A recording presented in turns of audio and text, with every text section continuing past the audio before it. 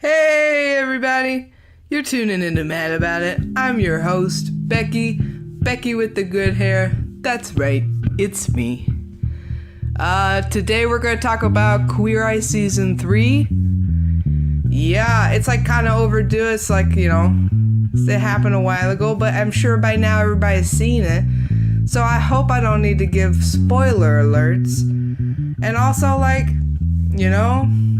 if you're angry at me about spoilers about a makeover show, I don't know, man.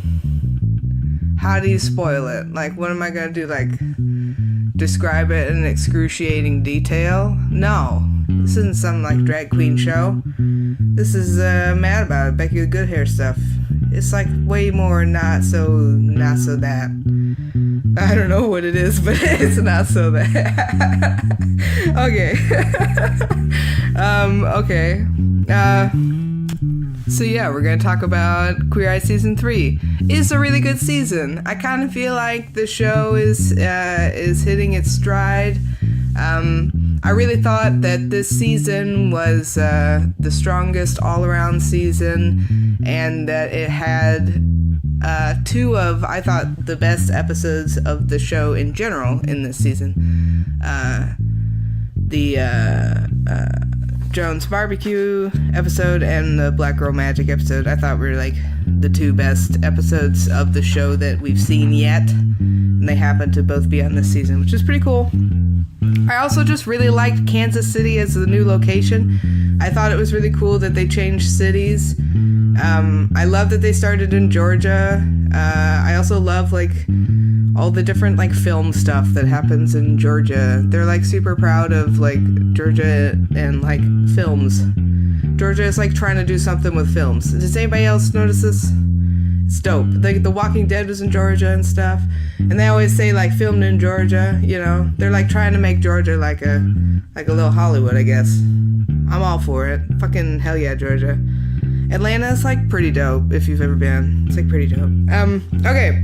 Oh, also, Small Town Security is a show on Netflix that was filmed in Georgia. If you've not seen Small Town Security, you gotta check it out. It's ridiculously funny. I don't know. It's also really fucked up and weird as hell. I should just have a Small Town Security episode. I really like it. Anyway, okay. Okay. Back on topic. Kansas City's really dope. The show is doing a really good job of bridging the gap between queer culture and the average person. I think that's really amazing. I think it's having a really good impact on our society. For at least those people that watch the show on Netflix. It's a pretty small portion of people, but it's a very popular show. And it is having a bit of an impact on people's perception of whether or not being gay is acceptable and okay and a good thing. There's still quite a bit of stigma out there. There's still a lot of problems. People are getting beat up. The Nigel Shelby suicide is it's just the sort of thing. It's just it's just not okay.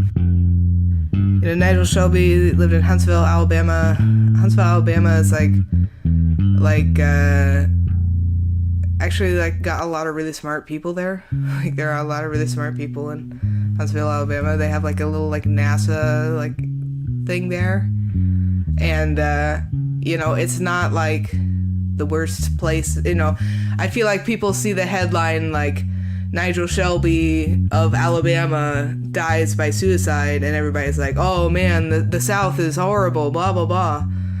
It's no, I mean, yes, the South is horrible, but not all of it is, and Huntsville is not that horrible, and it's not good news, and it's never good news, but it's especially not good news when somebody in a more progressive area, I wouldn't say Huntsville is progressive, that's pushing it, but it's certainly, it's got a lot of people, and NASA, so, I mean, It's not, Matthew Shepard was murdered in Montana, and, the more rural the area is, I feel like the more likely this sort of stuff happens. But, my point is that, like, despite the headline Alabama teen, Huntsville is not that rural at all. So, I don't know, I've been there. I actually, had a pretty nice time. And there's, a really good gay bookstore in Huntsville.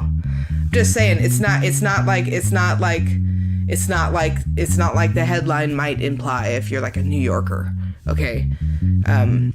There's some New Yorkers also, so if you're like, oh, of course, the South is a desolate wasteland, it's not really true. And also, rest in power, Nigel Shelby. It's something, these suicides are so avoidable, people just don't need to reject people based on their sexual identity or their gender expression. Here's the deal,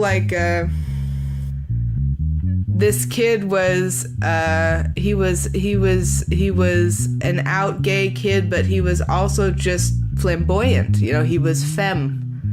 So I think that the femness is more the sin than the sexuality in a lot of ways, so I think that's important to this is not the only gay teen in all of Alabama. There are a lot of gay teens that deal with this. It's not just Nigel. Tyler Clementi, Billy Lucas, Asher Brown, Seth Walsh. All of these kids, a lot of times their online privacy is violated, but a lot of times, they're acting queer. And it's like, well, what is acting queer? What does that even mean? It's just non-conforming, I suppose. So if you're already a person of color, then you're already non-conforming. And then if you add the non-conforming gender and sexuality, then you're sticking out the most, If you or anyone is having or struggling with suicidal thoughts, check out the Trevor Project online. They also have a 24/7 hotline, which is 1-866-488-7386. And they also have an online talk chat, so that you can instant message or text. So if you're not feeling up for vocalizing, those are good options. So yeah, suicide is an increasing issue. It's a big problem, and everybody's having a hard time nowadays. And things are weird, and the climate's changing, and Trump is in office, and everything sucks. So if you're feeling kind of down, it kind of makes sense, So don't feel like you have to just deal with it all by yourself. There are other options, and you can also just know that you're not alone. That also helps. So again, the trevorproject.org. It's an organization.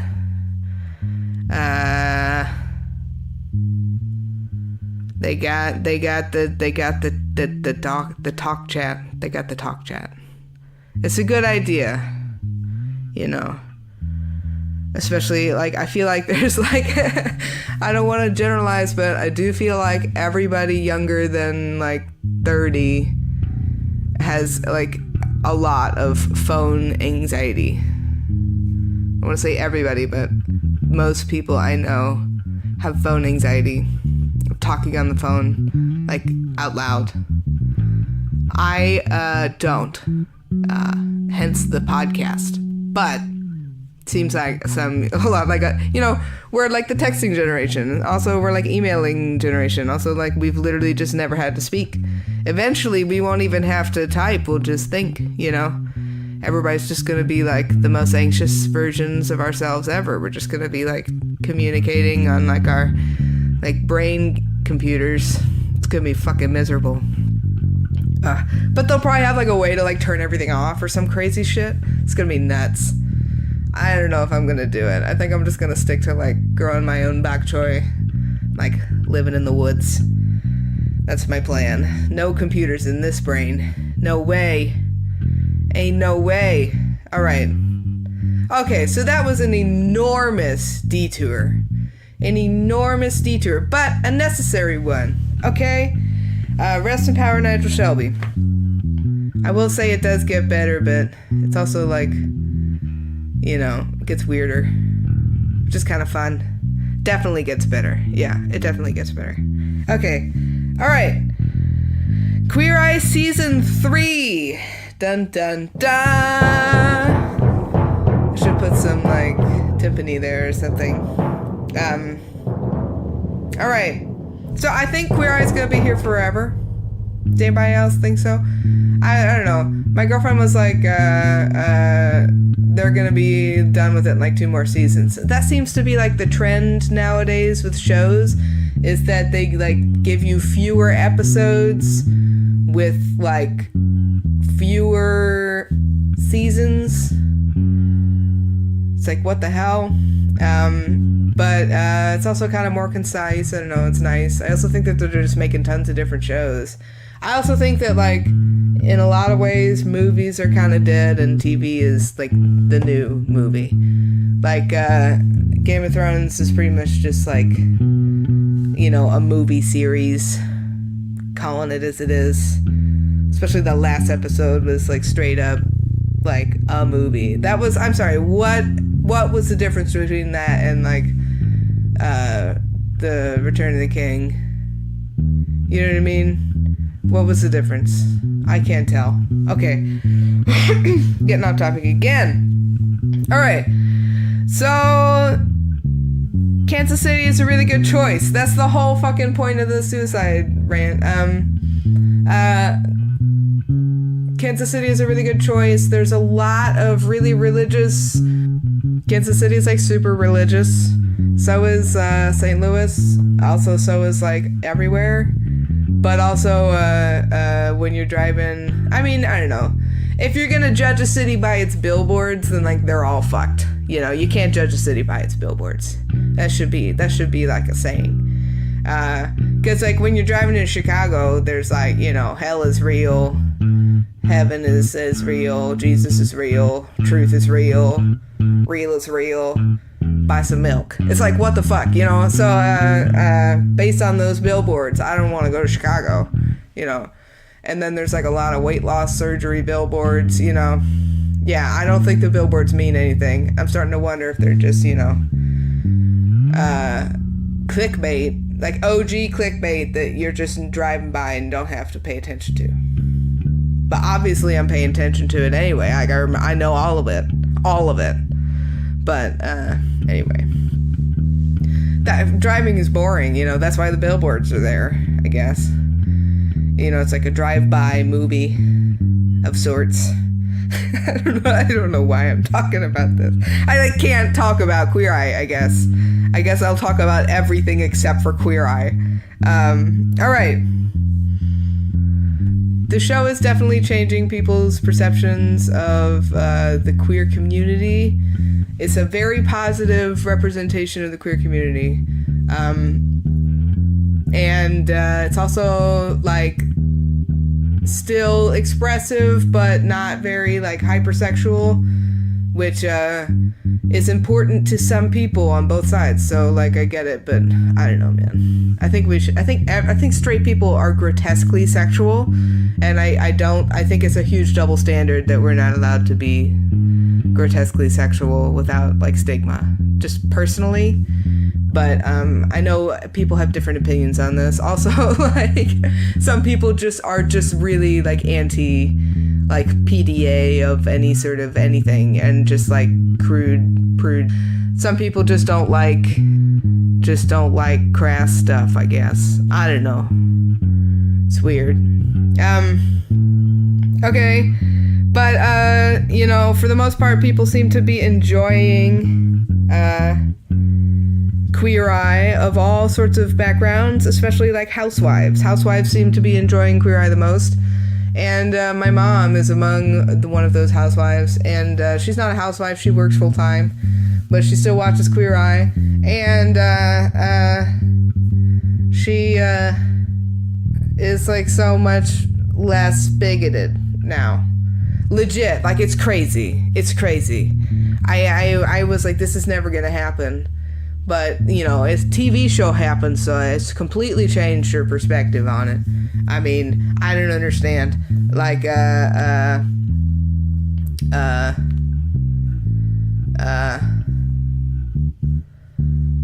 don't understand. You know, I've been literally, like, trying to talk to her about stuff, like, my whole life. And she's like, uh-huh. And then she watches, like, you know, Queer Eye, and she's like, oh, wow. Gay people are wonderful. It's like, okay, fine. I'm happy that it's happened. But I'm confused. That's so fucking obnoxious. All right, I'm moving on. We are off topic today. All right. Okay.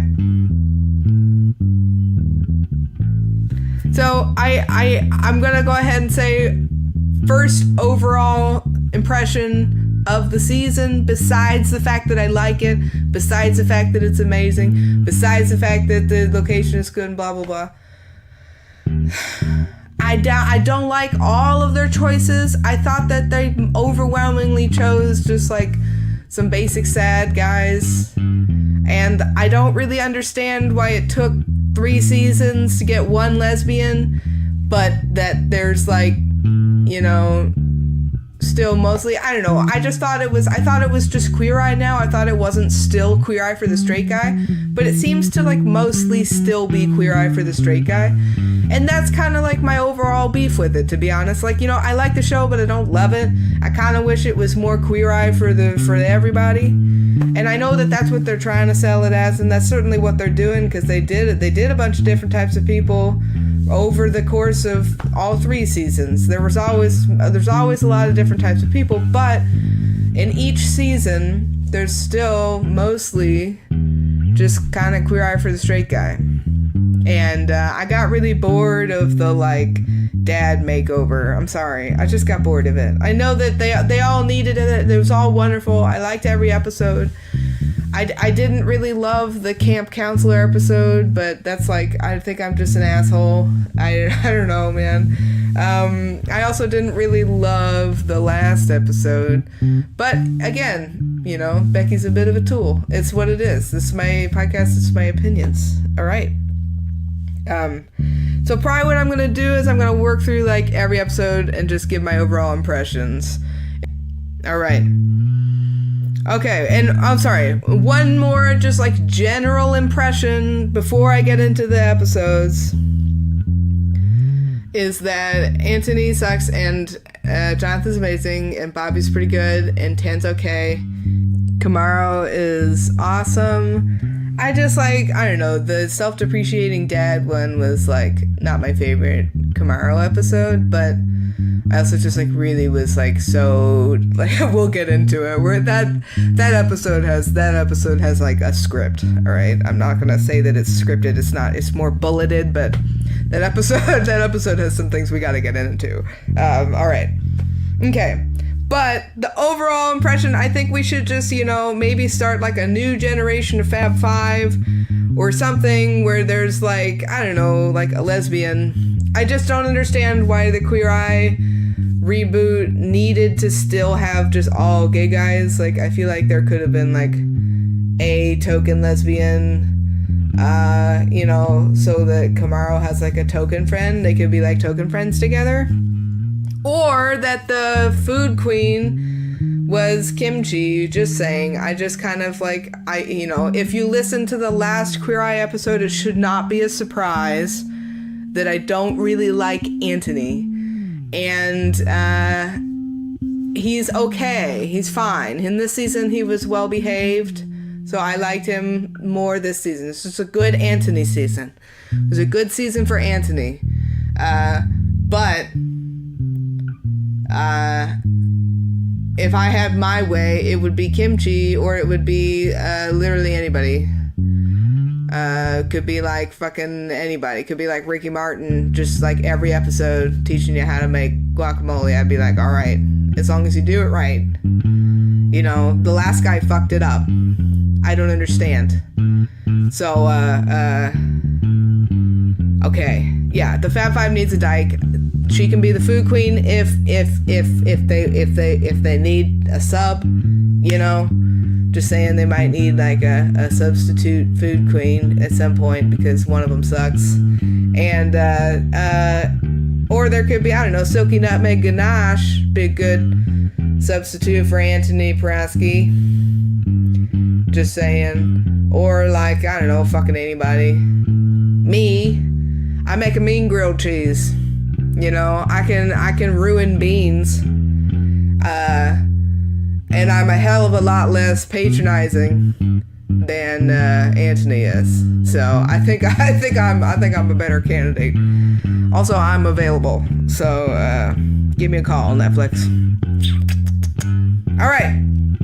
Yeah. So if Fab Five needs a dyke, I suggest myself. And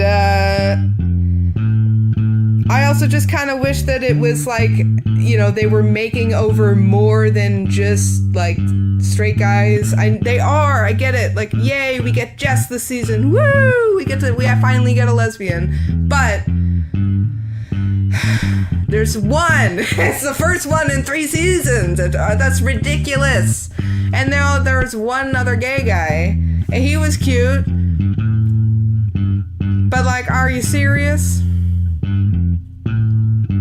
I just don't get it. Queer people need a boost from themselves. Why do we gotta boost straight people first? This is like sending, you know, it's kind of like, to me, at least, you know, like these church groups that are like, let's go save Africa, but they like somehow think that Flint should like take care of itself. Like how? You know, like how you gonna take care of yourself when like your fucking water doesn't work? That's nuts. That's, you know, like people are dumb. And yeah. Anyway. So I wish that they had like more of a queer representation show and less of like a Queer Eye for the Straight Guy. I don't know, somebody, I think it was like Tan or somebody said that like the first show's goal was tolerance and our goal is acceptance. I think that's a really good description of the show.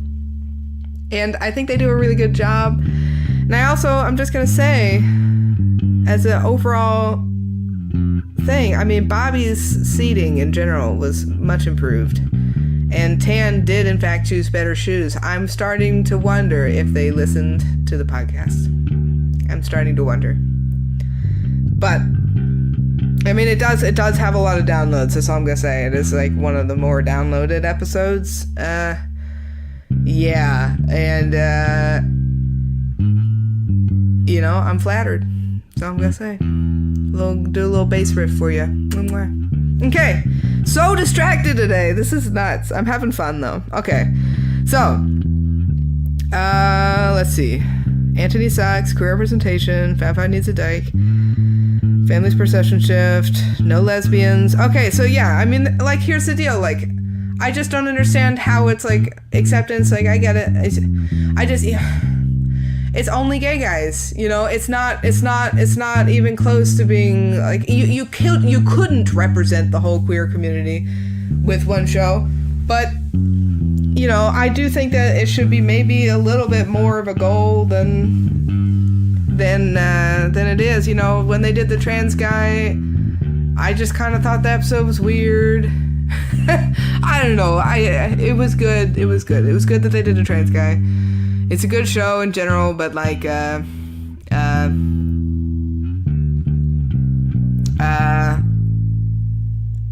don't know. A lot of it is sometimes like just totally off base. You know, some of it is like comically not hitting it. I hate to bring it up again, but the goddamn like mahi macadamia nut fish sticks is the most classist shit I ever heard in my life. What the fuck kind of suggestion is that? I do not like, you know, oh wow, you're sad about your life and you have a hard time paying your bills and your house is a mess. You know what'll make you feel better? Cook yourself a $40 piece of fish once a week. Like, yeah, fucking duh. You think I'd be doing that if look, what the fuck, man? What the fuck? Anyway, okay, so from hunter to huntee. These people are so cute. I love these people. The husband and the wife, the country people, they're so cute.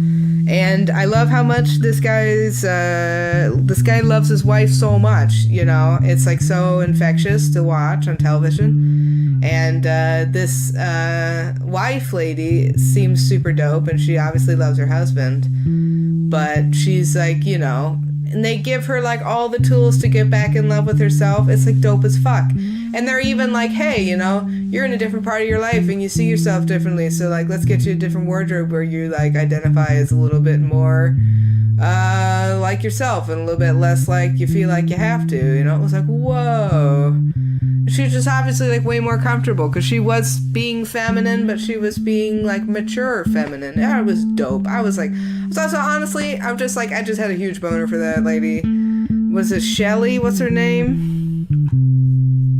I'm horrible at names. It's bad. I'm sorry. I would love to like pretend that it's not the way that it is. But you know something, I'm like totally tormented for Jody though. Like I'm like she works as a prison guard. Like I don't know, man. She's got a hot job and like she just kind of seems hot to me. She like has chickens and you know I just I'm into Jody. I couldn't help it but enter. I was like, oh, this episode's good. You know, I was like, this is a good show. First episode right off the bat. It's good Jody. Yeah, Jody, you know, she's got a lot of confidence now. Maybe she's gonna be, I don't know. Who even knows? I don't know. I don't. All right.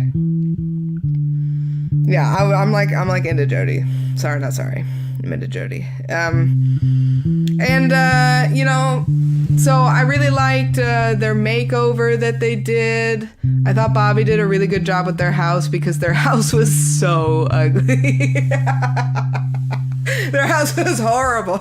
And they gave them like a real nice house, and I guarantee you that it like still looks like that, or like better, or like more like the way that they would live maybe, or something. It's probably like covered in like deer guts, but it's a dope house. And the Bobby work was really good for that episode. I really liked Tan's wardrobe for Jody. I was really into it. And I'm gonna go ahead and say that I think this might be the best haircut. Oh my gosh. Also, just because her hair was like so shitty before, and Jonathan like worked his ass off on that haircut, but also like he just did it so well. He did it like as well as he could, and like I think it mostly just it set it up so that it could be a little bit easier to maintain after, which is gonna be nice.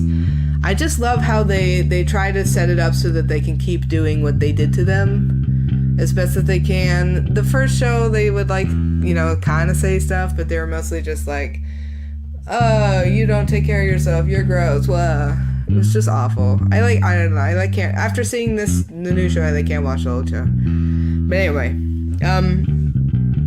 yeah, and like, I don't know. I will say I was a little bit put off by how they handled, like, the restaurant thing. Like, I kind of got the sense when Anthony took Jodie there that they were gonna, like, you know, go to a restaurant like normal people, but then they gave them, like, a private room with, like, a private place to, like, I don't know. To me, their whole thing was, like, we're gonna make you feel comfortable at a fancy restaurant. But, like, the fuck is comfortable about being stuck in a closet at a fancy restaurant? Kind of makes me feel like I'm like the hillbilly that got shoved in the closet at the fancy restaurant.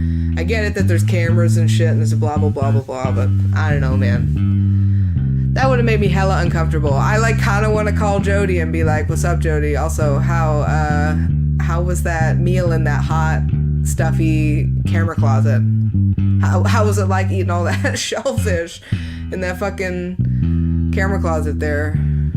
It just would make me claustrophobic. It's also a lot of, like, slurping and stuff, you know? Just slurp in a small space. I mean, it's crazy. Anyway. So, yeah. I don't know. Surprise, surprise.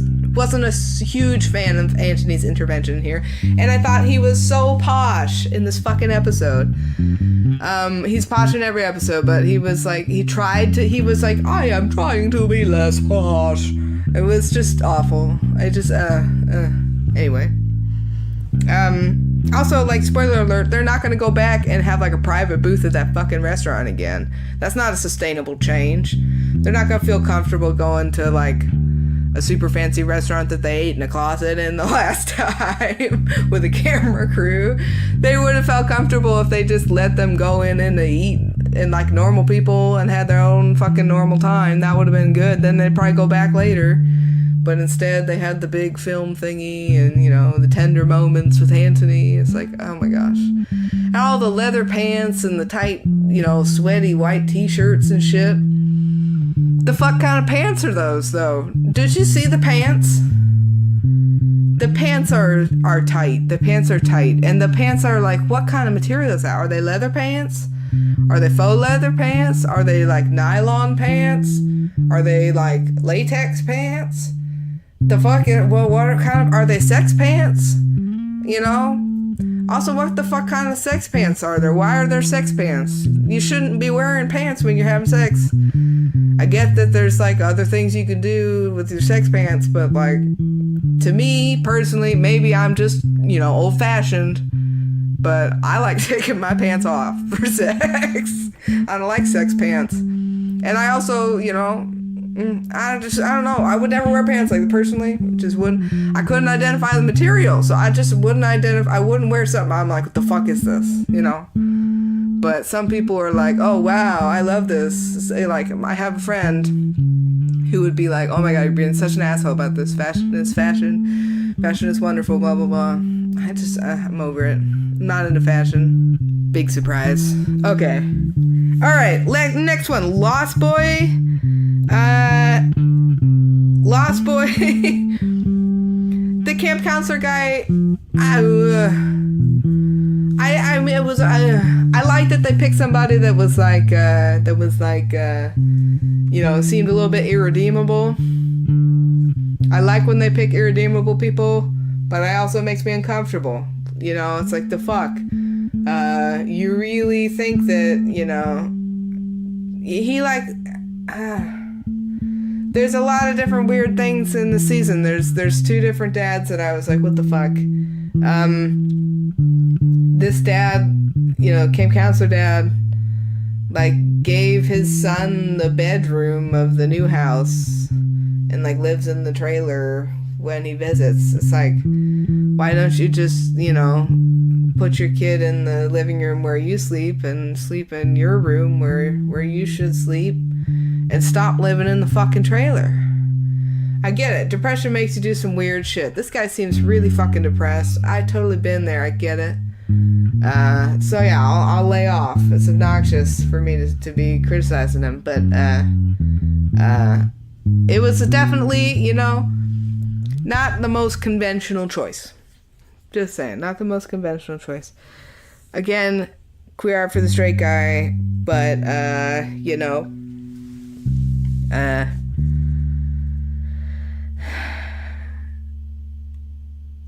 don't know. They also, like, he like doesn't work with them very well. I think that's why he doesn't see it. He doesn't really see anything wrong with what he's doing, which, it's his choice. So I don't know. I'm like a big you should be able to do what you want to do with your life sort of person. So I kind of feel like they should just leave this camp counselor guy to his own devices. But it seems like he had a rough spell with the alcoholism, and that he's just having a hard time getting through shit. Seems like he's having a hard time. But yeah, man, it's an awkward episode. Also, Anthony teaches him how to make a dish that he already knows how to make. I was like, why are you teaching him the thing that he told you he knew how to make? Like, I don't understand. And he did the same thing with the Black Girl Magic. She was like, I like ramen. He was like, I'm going to really teach you how to make ramen. I don't know. I kind of liked the ramen thing better. Ramen's like a little different. Like the mac and cheese thing, like he didn't really teach him any like new techniques, I don't think. I kind of think the whole point of Anthony should be that he teaches them something that they're gonna use every day and like enjoy. I feel like if it should just be like a basic run through of like knife skills for everybody. That should be the standard. Just be like, here's how to use a knife. Done. The food guy should just be like a knife trainer. He should just be like a sous chef or something. Like it's a little obnoxious that that's not how it is, to be honest. Okay. Cause that guy, he already kind of knew how to cook. He was just sad, And the makeover that they did for his cabin, his house thing, was so good, but like I feel like if we had a follow-up with the camp counselor guy, it would not be so good. Be like the follow-up with the camp counselor guy would be pretty rough, just saying. And I think that's mostly just a testament to how fucking awful depression is and how hard it is to deal with. And there's no shame in this, of course. I'm just saying, like, it's tough to watch as like entertainment. It's not how I want to entertain myself. I got enough like real life problems. I don't need to watch this guy's real life problems. All right. Moving on to the Jones BBQ episode. So the Jones BBQ episode is like so good. I think you can make a pretty strong argument that it's the best episode of the show. And I don't know, man. I was like in Kansas City anyway for some other thing, and I was like, hell yeah, I'm gonna go to Jones. And me and my girlfriend went over there, and we had lunch, and we stood out in line and stuff. So we made sure we got stuff, and it was dope. They stayed true to like everything that happened to them, and everything looks exactly like it does in the show, except for one thing: they don't have the umbrellas.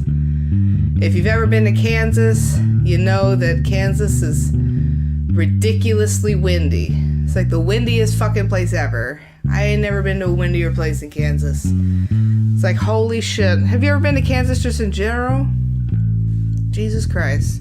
And the Jones BBQ, like, in order to get there, you have to, like, go a little bit outside of Kansas City. It's a little bit outside of the city. And the neighboring businesses there are all just a bunch of random, like, what the hells. And there's like, they're all kind of like just rundown businesses. You could tell that their barbecue was always very successful. In the show, they mentioned that somebody took their sign down. The new sign is not takedownable, but also when I went there looking around the parking lot, it's like, oh man, I could definitely imagine why some of these places might be jealous and a little spiteful about them being way more successful than they are. There's this like, I don't know, it's just like weird as hell place. It's like a Confederate flag on the truck. It was like, I'm over it. I mean, it's fucking Kansas, but I was really over it. I was really pissed. I was like, I bet those are the people that took the sign down, but I didn't want to, I mean, I'm just, obviously, though, that's like, I don't know. Have you seen, what is it, Tim Robinson? Is that who it is? The I Think You Should Leave. There's a sketch where he's like the hot dog guy, and there's a hot dog car that got crashed through the side of the wall, and he's like, and they're like, who the fuck crashed this car here? And he's like standing there in a hot dog suit like, I don't know, man, who crashed this car here? It wasn't me, that's crazy. And it's like, dude, it's obviously you. You're like wearing a fucking hot dog costume. I'm pretty sure it was you. That car is it's a wiener car, and you're wearing a hot dog costume, and nobody else is wearing a hot dog costume. It's probably you. And it ends up being him, of course, but he like pretends that it isn't him for a while, and it's very funny. I Think You Should Leave is so funny. You really have to. I Think You Should Leave is so funny.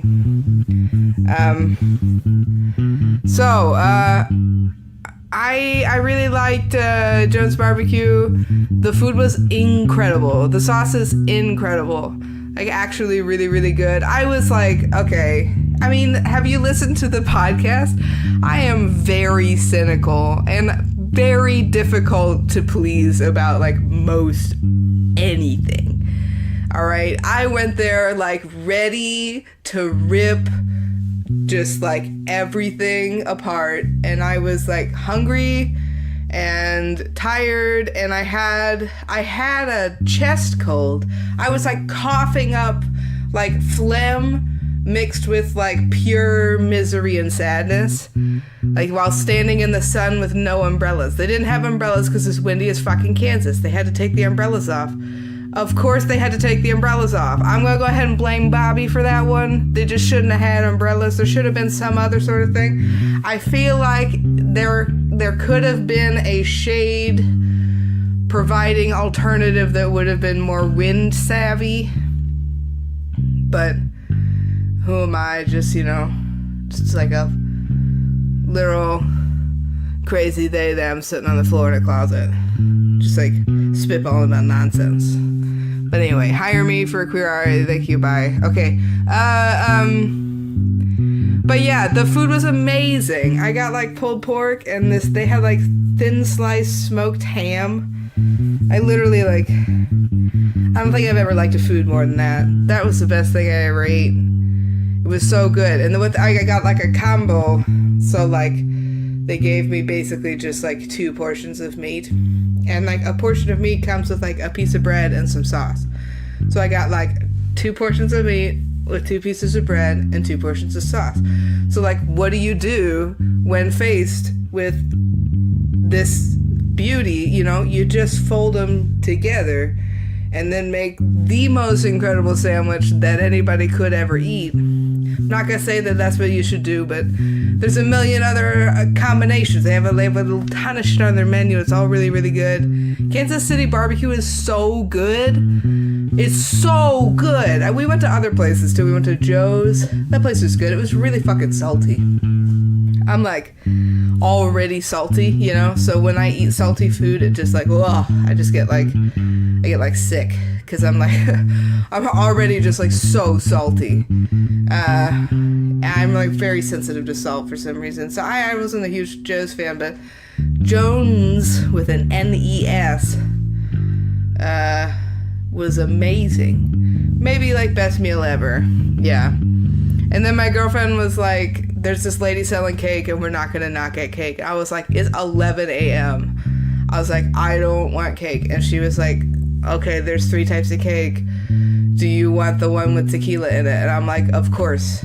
Wait, no, it was rum. It was rum cake. It was good as fuck.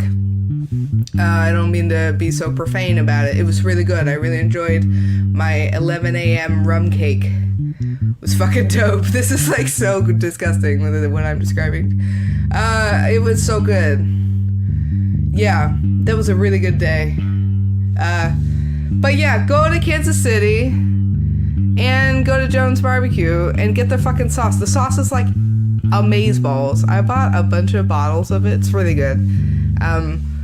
I don't know what the ingredient is. I'm pretty sure that the ingredient is like whole halves of peppercorns, because like that's what you're getting. It's really good. It's like, oh yeah. And when I went to the place, and I was expecting, so here's the deal. I ordered my like mega sandwich, you know, and my girlfriend ordered her cake that I ended up eating like at least half of. And she had ribs. And she was like, the sauce is amazing, but the ribs were like, I think that they were just like, she got like the long end or something. I don't know. They were good. I don't know. There's a place near where we live in Kentucky that has ribs that are like unbelievable. So like, I think it was more just like, okay, the sauce is undeniably superior, probably almost definitely worth buying online, but the ribs were like a little tough. Sorry, Jones. It was good. My sandwich was like the best thing I've ever eaten in my life. So, so what I was saying is, so like in the show, they're like, here's the bottling company is gonna bottle your sauce, blah blah blah. So when I was getting my like behemoth sandwich, I was like, okay, I'll get sauce like when I go up and pay for it, because you like place your order and then you wait and then you go up and pay for it. And I went up there and I was like, oh, can I get some sauce? And they were like, rolled their eyes, and they were like, okay, yeah, it'll be a bit though. And I was like, what do you mean it'll be a bit? It's like, don't you guys have like a bottling service? Like, I watched a show about how you got a bottling service. And they hand bottled sauce that they made at the restaurant to use that day from their stuff there. And I got that sauce. So I think it might be worth going to the actual place to get the actual sauce that the actual Jones sisters made with their actual bodies. It's so good. So good. I haven't tried the online bot sauce. Isn't there like online bot sauce, I think? Maybe. I haven't tried it. I've only had the stuff I got at the place. The stuff I got at the place is like the best barbecue sauce I've ever had. And I have had a lot of different barbecue sauces. Not am I a barbecue aficionado? No, but maybe, you know. I'm not that like much of an asshole, to be honest. Just won't take that claim. I like me some barbecue, and that stuff was good as fuck. So, that's what I had to say. You know. Alright. Also, I just gotta say that this episode was, like, so good. Anton. Everybody else noticed they called him Anton. They called Anthony Anton, which is, like, the best version of Anthony. Anton is the best version of Anthony. Anthony, like, turns into Anton this episode and mostly shuts up, makes a couple corny jokes about trying to get the secret ingredient of the sauce. Almost kind of made me feel like I was watching a Magic School Bus episode there for a bit. But, like, for the most part, the guy just shut up and did not rattle on about nonsense ever, which is wonderful. And they never gave them, like, a lecture about their diet, which I thought was really nice, because that's just not what these people need right now, and they respected that, and it was awesome. Anyway, so I thought Anton did a really good job for this episode, because Anton mostly just shut the fuck up. And Anton and Camaro took them to the bottling facility, you know. I was confused. So, like, Camaro is driving them, but Anthony was, like, in the place rattling his mouth the whole time. It was like, oh my gosh. Anyway, I'm like such a dick. People are obsessed with Anthony. You know, like, there's so many Anthony fans. Like, I bet I'm turning so many people off of the podcast because I hate Anthony, but, like, I'm over it, you know? I think he sucks, and, I think the pants are weird. I think that you shouldn't have sex pants. I think it's weird. Unless sex pants is, like, your profession or something. Okay. The other thing about it is that, so, like, you know, if we're going to talk about anything about the show, I kind of feel like giving Mary new teeth is, like, legendary status for the show. I feel like that's, like, the best thing that they've ever done. And I also think that it's like, you know, one of the best lasting, you know, improvements in somebody's confidence that they've done in the show. And, you know, I think she was also probably just like on a bit of laughing gas when she got, you know, the mirror and stuff. But I was like very touched by that moment. It was really dope. And like that lady has literally not been able to confidently smile her whole fucking life. Oh my god. The pain of that. You know what I mean? That's nuts. So I'm really happy about that. I think the show's dope for that. It was like really amazing. And I loved Tan's outfits for them. They were so flattering and they looked really comfy. And I also loved the new t-shirts and stuff. They all still wear all the t-shirts and stuff. Everything's all like exactly how it was. There's no like pictures on the wall because like, I mean, that shit seemed nice as hell. I'd probably bring that into my house personally. I certainly wouldn't put it outside wherever the fuck the people that stole the sign could get to it. That's what I wouldn't do. But anyway, it's like amazing. I really loved it. We had a really good time. There were all sorts of like gay dates waiting in line with us. It was wonderful. It was wonderful. And regulars. That's the other thing. I don't think they've changed their prices or anything at all. I think they do everything exactly the same, which is like so dope. Also, yeah, my sandwich was like, it was $6, but then I got another meat, so it was like an extra $4. So it was like a $10 sandwich. You know, like, you know, most people just don't get 2 sandwiches at once. You know, most people, you know, but most people miss out on a lot of life, you know. I had the best sandwich ever, so I have no regrets. And,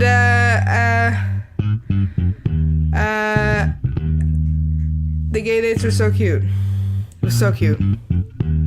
Everybody just nailed it. And the haircuts, Jonathan was so wonderful, and he was so genuine with them, and he was so fantastic. I just love Jonathan. I love him. Obsessed. Alright. I think we're gonna move on to When Robert Met Jamie. Alright. When Robert Met Jamie... Sorry, my cats are like... Hopefully you can't hear it. My cats are like loudly eating jerks. It's almost like they're animals. Alright. When Robert Met Jamie, this is the freaky self-depreciating dad that like lets his kids sleep in the master bedroom and lets himself sleep in the basement. Like, okay, it's like, I don't know, man. I don't know about this one. I was like real already kind of like, oh, about the camp counselor guy. And then this one happened and I was just like, oh my god. And the way this guy talked about himself was like so upsetting to watch. But to be honest, I didn't really know that guys had like the, you know, I knew that they did, but I've not seen a guy flip a shit about his man tits like that. I've seen guys like that like do that in high school. Those guys get over themselves usually. I mean, it's not a big deal to have man tits. It's just not. So it's kind of nice, to be honest. Like I just don't understand the fear and loathing of man titties, but I'm also like, you know, obsessed with tits. So I feel like the whole world would be better off with tits, you know. Everybody should have tits. They look fantastic, you know. The whole world would be better off with tits. So I don't really understand why this guy hates his tits so much. I'm trans. I don't hate my tits as much as that guy hates his tits. You know, I don't get it. I don't like them either, but like, holy shit. I don't know. I think also I have a very different perspective because, you know, most of my life people have been confusing me for a woman. So like, yeah, it's fine to have tits. You're a dude, I guess it's not fine to have tits. But that guy, I mean, he really seems to have got something stuck in there about his boobies. It's like, holy shit, dude. Yeah, I mean, I was also just, I think the thing that really put me off about this guy was the way he was talking about his kid that was like a little bit chubby. And it was like, he was like blaming her for being fat, and she was like 4 or something, obnoxious. And you know, he's the one that feeds her. Just like hit too close to home, but it was also just like, this is some bullshit and this guy sucks. And he like hates himself and then like teaches these kids to hate themselves. It's like, nah. Thank you, next. Meanwhile, back at the ranch, girl sleeping in the master bedroom is like ruling the house and like is terrifying. I'm sorry, am I wrong? I was like, what is it about this episode that makes me so upset? I was like, is it the weird guy that I like relate to that has like all the same problems as me except way, way more extreme? Is it is it the fucking scariest shit little girl? I think it's the scariest shit little girl. I think that's what it is. I'm not sure it's anything else, because what the fuck? She's scary as hell. She sleeps in the master bedroom, and like you know, she rules everything. She like decides everything. She's the dad. You know? Damn. It kind of reminds me of like this like Ben Carson autobiography thing I watched forever ago about how like one time his mom bought him the wrong pair of pants or something, and he like flipped a shit and was like, you're too stupid and irresponsible to be in charge of the household finances, and from here on out I am in charge of the household, because he bought her the wrong fucking size pants, you know. But I was like, why are you bragging about this? This is weird as fuck. You're being a dick to your mom, and this is this thing that you're like happy about. Also like what the fuck, you know? I understand, you know, if your parents suck, you probably want to take over. I get that. Have personal experience with that, but doesn't set you up very well for like functioning in society. Maybe not.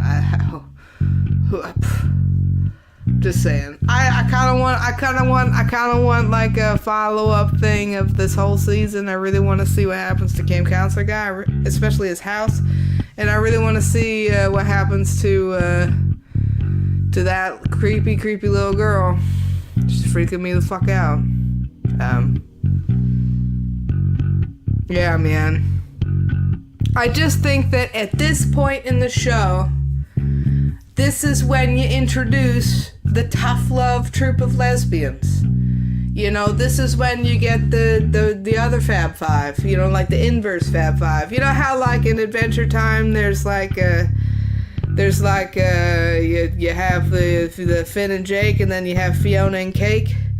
There should be like a Queer Eye Fab Five, and then you have like the queer... I'll say Queer Eye, but I want to say Queer Labia. I will still say Queer Eye, Fab 5.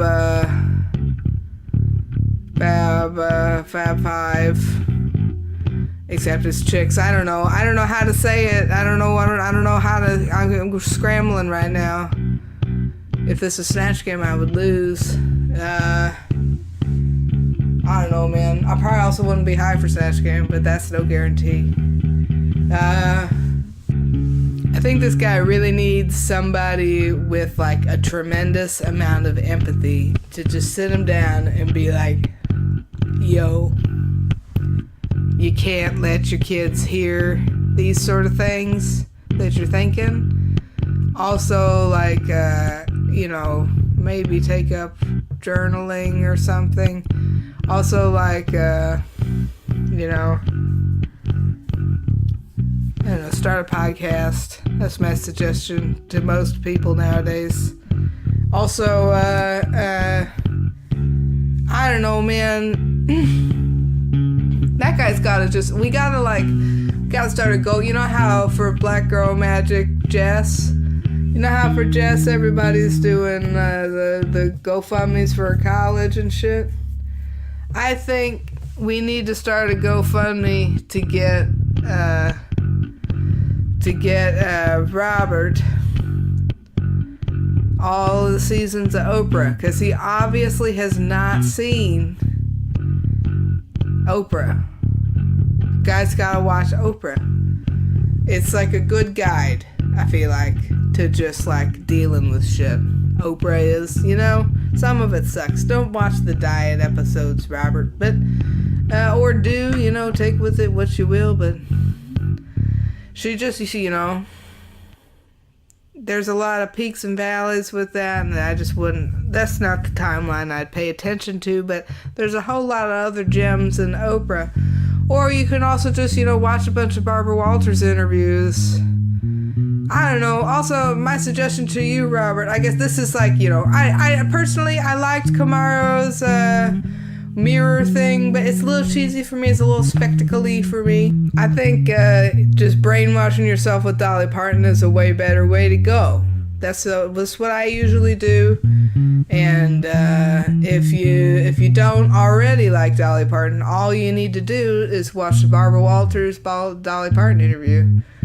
Yeah, it's hard to change your mind after seeing that. But also, yeah, Robert, I mean, just, you know,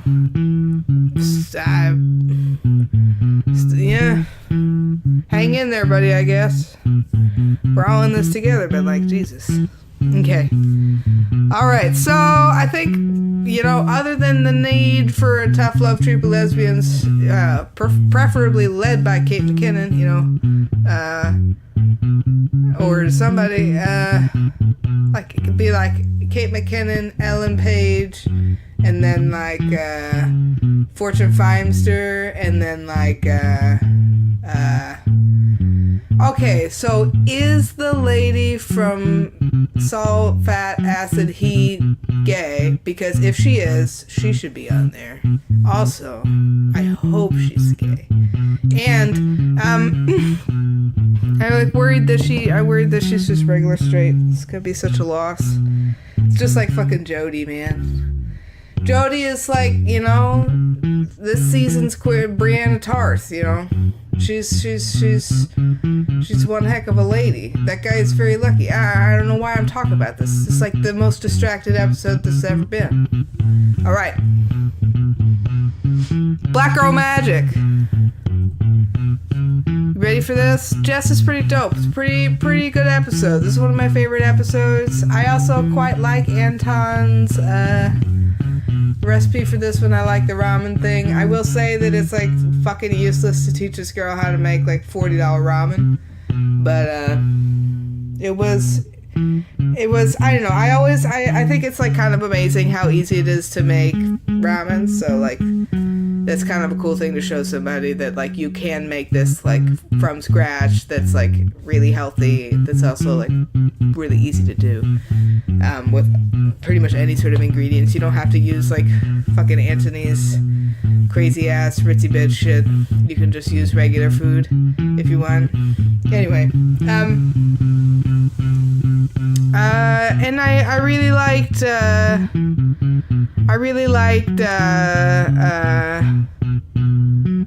the wardrobe.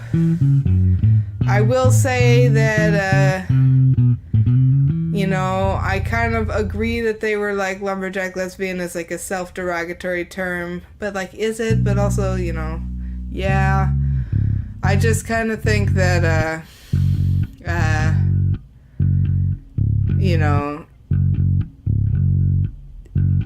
I just think it's such a problem that this is the first lesbian that they've had and it's season 3. I just think that's weird as hell. There should have been a lesbian in every season, for sure.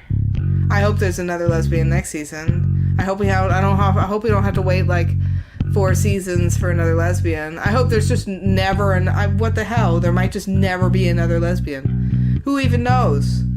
How horrible would that be? Anyway. So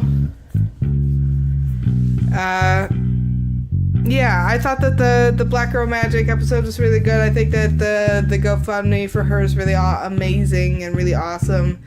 And I love that this show not only improves their lives when it happens, but then continually improves their lives after. It's kind of a dope thing about, like, the internet era that happens is that people just, like, fucking send their money all over the place. It's insane. You don't have to, like, go anywhere to do anything. It's nuts. And, like, the drones aren't even, like, fully here yet, you know? Drones are coming. Then we're just, nobody's gonna leave anywhere. Anyway. Alright. So the next one, Elrod and Sons. Oh my goodness. So this is like the saddest fuck one that I was like, how the fuck am I gonna be able to critique this? I spent the whole episode like crying my ass off. Guy's fucking wife died of cancer. It's like bullshit. I was so like, oh my goodness. I couldn't even. I was a wreck. I was blacked out, honestly. Oh my goodness. I was like daydreaming about like, oh my goodness, that happened to me. I didn't hardly fucking watch the episode. It's just like thinking about every bad thing that could ever happen to me. And then it was like over, and it was like everybody had the makeover and everybody's house looked amazing and it's cute and all that shit, and like Bobby does a great job, blah blah blah. It's wonderful. I really liked that episode. I forget, what did Anthony cook? Oh, this is the episode that he's like, let's make mahi mahi macadamia nut fish sticks. I thought this was in the later season. I was so pissed about this. I assumed that it happened in the later season. This is like the new, this is the worst. This is almost as bad as the wait, no, doesn't he make like a crazy braised something? He makes a crazy braised something. Here's the deal. He makes people make recipes with ingredients that are just not readily available at most supermarkets. And he does not seem to like acknowledge this. Like, I don't know. I guess you can find mahi mahi and macadamia nuts at the store. But like, I don't know. It's not crazy expensive. I just kind of think, you know, a practical recipe that isn't like half clickbait might be a little bit better. You know, just for like, you know, everyday cooking sort of stuff. It's just way more fun to make food that you like really enjoy eating.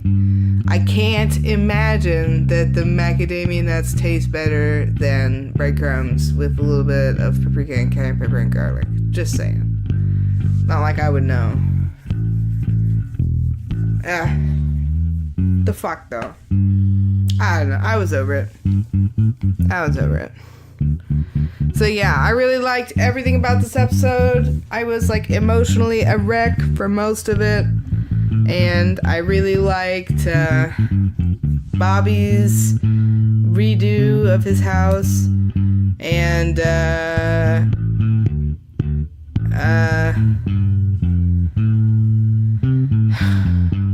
I just kind of, you know, just picturing like carrying two babies and like a dog and shit or whatever the fuck this guy's doing. And then like smashing macadamia nuts like in a bag or like blending them in a blender instead of just like shaking some breadcrumbs on there. I'm just like rolling my eyes. Also, like, guess what? You can just buy frozen fish sticks. They're shitty, but like, that's what that guy's gonna do. If he wants fish sticks, that's what he's gonna do.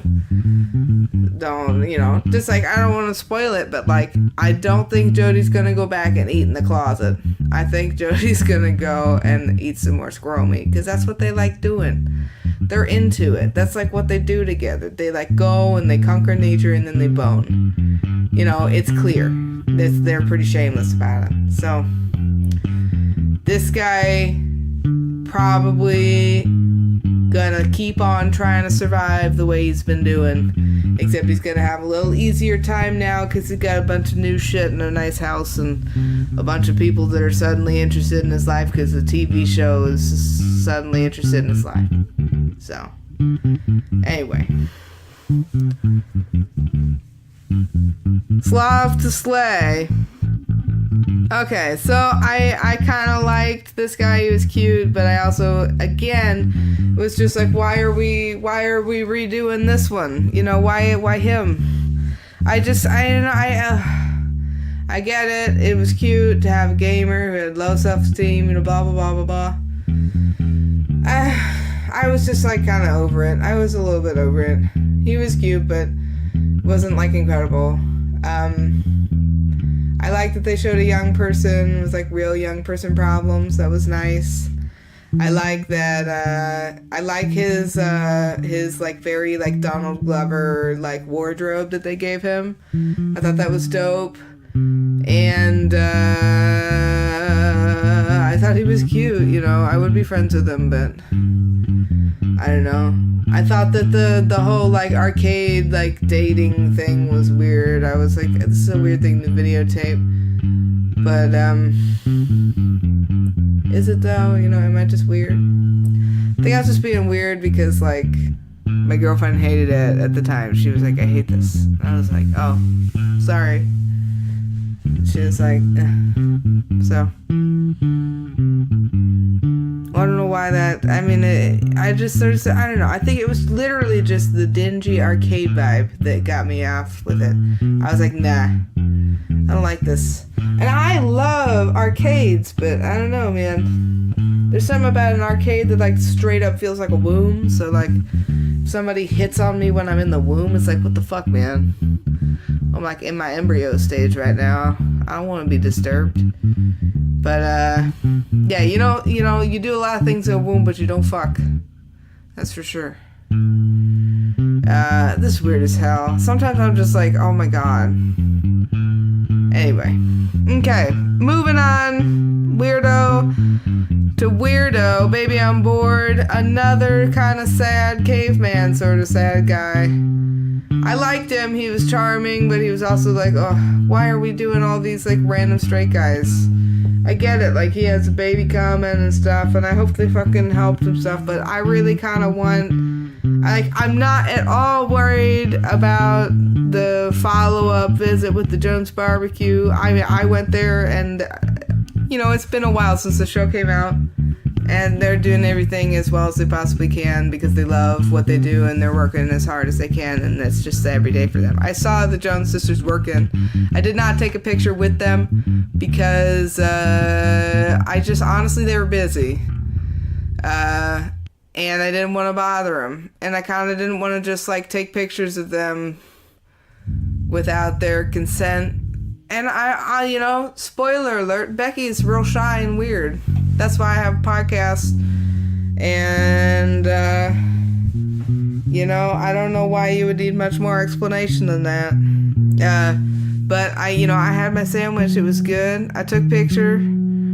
And I did not try to bother anybody because I was like, you know, mostly just like, this is dope. This is how you do it. This is a good place. Okay. I kind of thought that this guy was not gonna maintain the stuff. I kind of felt like all the guys on this season are not, except for maybe the gamer guy's probably gonna keep doing what they gave him and stuff, but I just don't really feel like Baby on Board's gonna keep doing it. I don't feel like Elrod and Son's gonna keep doing it. I don't feel like Robert and Jamie is gonna do it. I don't feel like Camp Counselor guy's gonna do it. Like, sorry, not sorry. I think they're all gonna relapse. Hashtag predictions. I'm like, you know, it's like they're either gonna have endless seasons of Queer Eye, or they're gonna have like one more season of Queer Eye, and then they're gonna have like, you know, the Queer Eye revisitation chapters, hopefully, and then we're gonna see all this stuff, and then I won't have to speculate. But yeah. I will say, as much as I complain about not having a lot of lesbian representation, I do think that the Black Girl Magic episode was a lot of representation all at once, which is really amazing to see. And I thought that the family dynamic with the sister was really fascinating, and the adoption and the connection between Jess and Bobby with the adoption thing was really good. There's just like so many things in this season that were so good. And then there's like these weird, sad, lonely guys that are just like along for the ride. I get it. I'm just being a dick. They deserve it just as much as everybody else. I just am like, what the hell, Jess is the only one. And, what is it about these guys that is so deserving of a overhaul? I don't get it. Again, just being a dick. Alright. I am like completely exhausted. I didn't cover everything. I covered as much as I could-ish.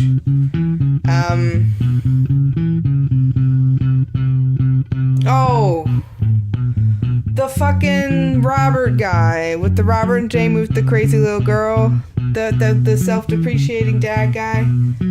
When he, like, shaved his beard off at the end, I was like, this is some bullshit. I was pissed. That was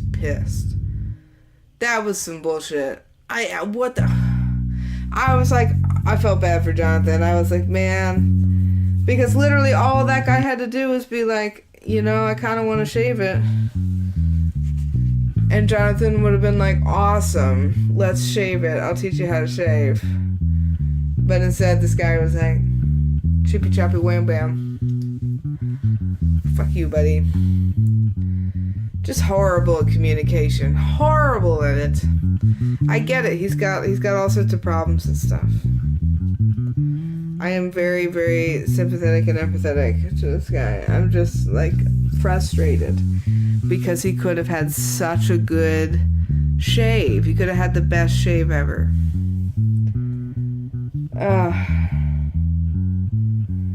Remember when Anthony was like, you gotta have emotional intelligence, Jess? I was like, Anthony, the fuck kind of emotional intelligence does Anthony Porowski have? Fucking none, man. I'm over it. I just want Silky to be where Anthony is. That way Kamara is no longer the token black guy. We got Silky here, and everything's gonna be fine. There's also gonna be like a religious person represented. It's gonna be dope. Man, Evie Oddly's good. Everybody's good. Oh, fucking Akira. Akira is like the sexiest thing I've ever seen in my life. Like, I thought Pearl was hot, and then Akira came along. Oh my god. Unbelievable. Akira Davenport. She's like a younger, sexier, hotter version of Kennedy Davenport, except like with more funnier personality somehow. Fucking Kennedy Davenport was a fucking bomb.com, so, I mean, this is a good season. It's a good season. Alright, I think I'm like totally out of rambling bullshit for now. Alright, ta-ta. Mwah.